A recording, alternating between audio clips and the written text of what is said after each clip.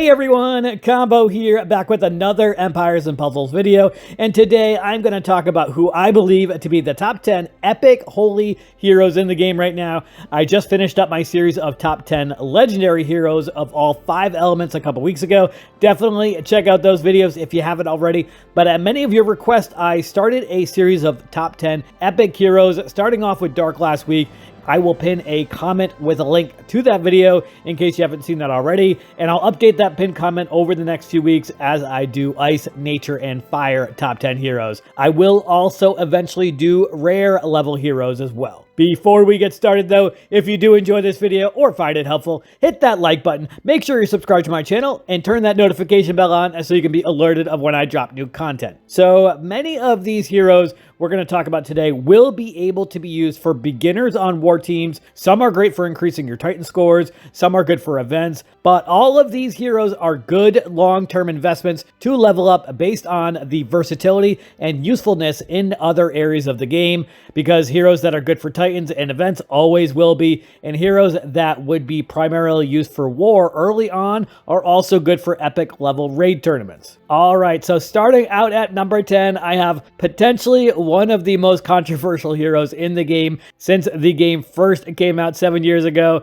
Wukong. This is his Toune version, of course. He is part of the Season 1 Classic Heroes. His mana speed is average, his class is Monk, and his ether power is Gamble. So Gamble is a pretty rare ether power. With this ether power, at the start of each battle, Wukong will get plus 60% attack with minus 20% accuracy for 6 turns. So definitely an interesting ether power, but it kind of fits his special also. First, let's take a look at the family bonus for Classic Season 1 heroes. I do have a few Season 1 Classic heroes on this top 10 epic holy list. Obviously, their family bonus and the passive is going to be the same, so I'm not going to read it every single time. I will have it displayed, but I know you guys don't want to hear me say the same thing each time, so I'll have it each time so you can read it again. But for 2, 3, 4, or 5 Season 1 Classic heroes, they will all get plus 1, 3, 5, or 7% attack, defense, and healing. And then, of course, their Toune passive, they will have a 75% extra chance to resist all status ailments, mana reductions, and buff dispels. And this is very interesting as we get more of the glass costumes coming out. The only real difference between Toune costumes and glass costumes are that the glass costumes have a 60% chance to reflect all status ailments. But this does not include mana reductions and buff dispels, and they don't have that extra chance to resist them either. They only get that 60% chance to reflect status ailments. So keep that in mind. Obviously, it's going to be dependent on if you're using them on offense or defense, what type of teams you're going up against if you're using them on offense. But overall, I feel like the Toune version will be better in the long run than the glass costumes. And for Wukong's special skill, Toune Stance, all allies get plus 175% attack with minus 32% accuracy for 5 turns. For all holy characters, this status effect becomes undispellable and lasts 2 turns longer. So if you are using Wukong and a Titan team, chances are you have a yellow mono team going up against a purple Titan. So they are going to get this plus 175% attack for 7 turns. Of course, they do have that minus 32% accuracy. So that's something you got to keep in mind as well. But Wukong is a great hero to increase your Titan scores. I've also been seeing him quite a bit on raid tournament defenses. The attack that the defenses get every single turn increases by a lot when Wukong's effect is in place. Coming in at number 9, I have Scorch. Scorch is part of the Moon family, which is part of Season 5. He is fast mana speed, his class is fighter, and his ether power is feed resist. For his family bonus, he gets a bonus for 1 or 2 heroes of the same family, either a 50 or 75% chance to cast minus 24% defense and 142 water damage over 2 turns on an enemy who deals special skill damage to this character. If the enemy's special skill defeats this character, the chance is 75 or 100%. And then for his passive effects on special skill, he has a 50% chance to perform the following actions when this character casts their special skill. Deals 70% damage to all enemies, and all enemies get minus 24% mana generation duration for 3 turns. And for his special skill, the Scarab Throw, he will first deal 190% damage to the target, then he summons a Bomb Scarab Fiend for the target. The Fiend damages the target with 38% damage each turn. Fiend absorbs healing and disappears after absorbing 30% of its target's max health. The Fiend explodes after 3 turns, dealing 600 damage to its target and minor damage to nearby enemies. There are not a lot of epic level heroes that give Fiends, and Scorch is one of them. He's fast mana speed, definitely a good hero. At number 8, I have Goen Bursty. Goen Bursty is part of the Asgard Realm family. He is slow mana speed. His class is Druid, and his ether power is heal increase. This is the regular first version of Goen Bursty. There is also a costume version, which I'll go over in a moment. Personally, I like the regular version better, except in Buff Booster War, but I'll go over that in a moment. First, for his family bonus, depending if you have 1, 2, or 3 Asgard Realm family members, all allies gain 10%, 15%, or 20% mana when an Asgard hero is defeated. He does not have a passive, but for his special skill, the Angry Boar, he will first boost health of all allies by 400 HP. If health exceeds max HP, it is added as temporary HP. Max temporary HP is 100% of max HP. Boosted health counters max HP reduction. The caster gets plus 45% attack and a further 20% increase every time they or any of their allies are hit during 3 turns. When the effect ends, the caster deals 170 damage on all enemies. Each hit on the caster or their allies during the duration increases the damage by 12 to a maximum of 314 damage. This effect is something also that grows as you limit break or double limit break Goen Bursty, or you add emblems. As his attack stat goes up, so does the amount of damage dealt. And for his costume version, it is a heal over time instead of the instant 400 boosted health, so that can be useful in Buff Booster War. Goen Bursty is most useful in Rush War, but can definitely be used in other raid tournament types. At number 7, I've got Toune Chow. He is, of course, a part of the Season 1 Classic family. His mana speed is slow, his class is fighter, and his ether power is defense up. I've got the family bonus and Toune passives here listed if you all want to check that out again. But for his special skill, the Toune Wall, he deals 240% damage to all enemies. All enemies get minus 34% accuracy for 4 turns and deals extra damage against dark. Obviously, he's more ideal in a rush tournament situation or in Rush War, but definitely a hard hitter. With these double limit broken stats and masterclass emblems,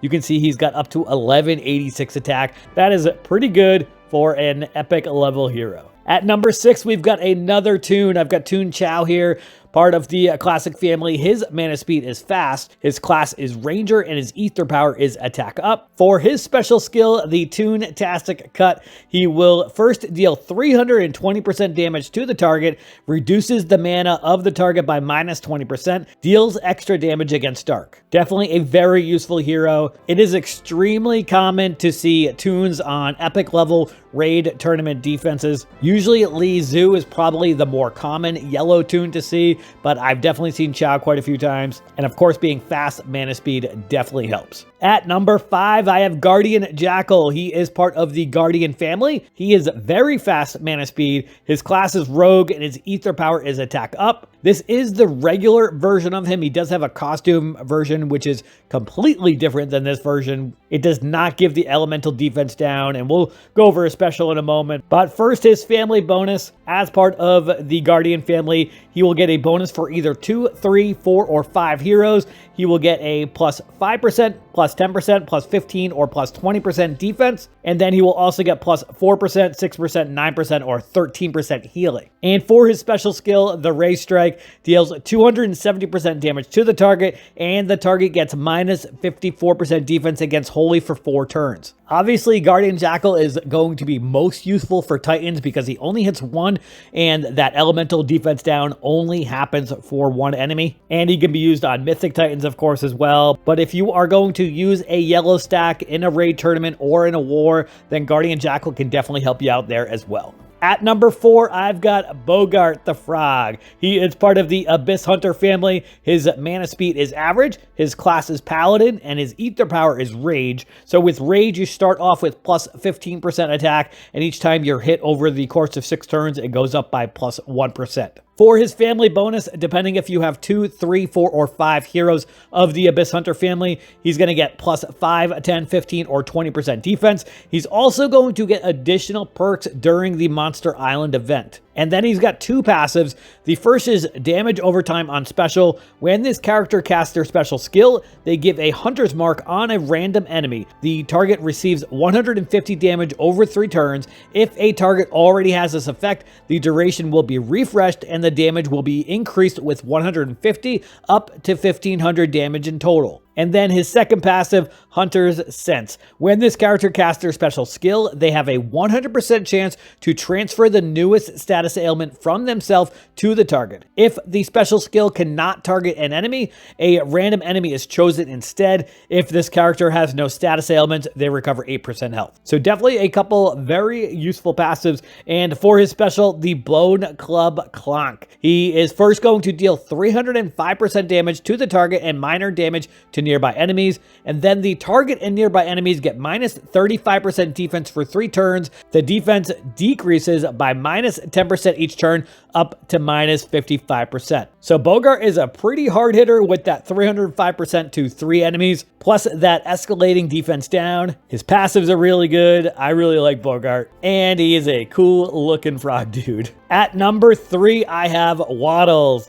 Waddles is one of the most fun heroes in the game, honestly. He's part of the Mighty Pet family. His mana speed is fast, his class is Fighter, and his ether power is Attack Up. For the Mighty Pets family bonus, depending if you have 1, 2, or 3 heroes, the minions for this hero inherit plus 2, 3, or 4% extra attack and health. And then also fiends for this hero inherit minus 2, 3, or 4% less attack and less health absorption as well. So you definitely want to try to pair him with minion and fiend summoners if you can. But either way, he is a game changer with his special skill, which we'll go over in a moment. But first, his passives, he has 2 of them. First is Fiend of the Familiars. If minion is summoned to any ally, this character gains 5% mana and health. Only once per turn can be activated. And then also Wrath of the Pets. When a fiend is summoned to any enemy, this character deals 85% damage to all enemies. This effect can activate only once per turn. So you definitely want to try to pair him with fiend summoners and minion summoners if you have them on your roster. And for his special skill, the Spear of Loyalty, he is first going to deal 365% damage to the target. The target automatically casts Shifting Mindless Attack on a random ally when mana is full at the start of a turn for 3 turns. If this is triggered, it shifts to the hit ally and the duration is refreshed. So that 3 turns of Shifting Mindless Attack, even if it's on the last turn for the original target, it's going to refresh and start again at 3 turns. So you could have that Shifting Mindless Attack just keep going around and around and around. Definitely very useful and very fun. And a little bit of a different way to attack with your tiles, because you really want to try to throw your tiles at whoever has that Shifting Mindless Attack. Definitely a very, very fun hero. And coming in at number 2, I've got Toune Chow. She is, of course, part of the classic family. Mana speed is average, class is Monk, and her ether power is counterattack. For her special skill, the Slash of 7 Tunes. First, she is going to deal 180% damage to all enemies. She is going to reduce the mana of all enemies by 16%,